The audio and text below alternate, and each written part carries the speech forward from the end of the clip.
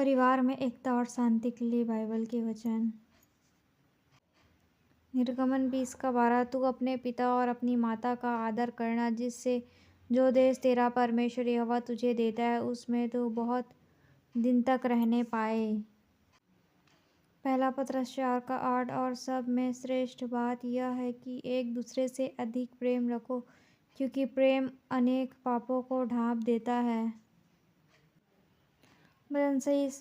संहिता 103:17-18 परंतु यहोवा की करुणा उसके डरवैयों पर युग युग और उसका धर्म उनके नाती पोतों पर भी प्रकट होता रहता है, अर्थात उन पर जो उसकी वाचा का पालन करते हैं और उसके उपदेशों को स्मरण करके उन पर चलते हैं।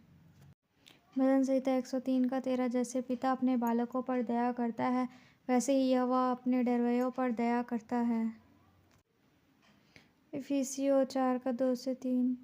अर्थात सारी दीनता और नम्रता सहित और धीरज धरकर प्रेम से एक दूसरे की सह लो और मेल के बंध में आत्मा की एकता रखने का यत्न करो।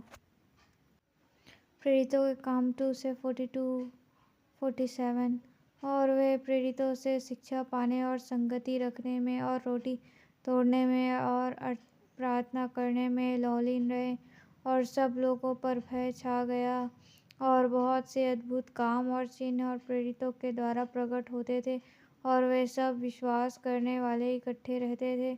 और उनकी सब वस्तुएं साझे की थी, और वे अपनी अपनी संपत्ति और सामान बेच बेचकर जैसे जिसकी आवश्यकता होती थी बांट दिया करते थे, और वे प्रतिदिन एक मन होकर मंदिर में इकट्ठे होते थे और घर घर रोटी तोड़ते हुए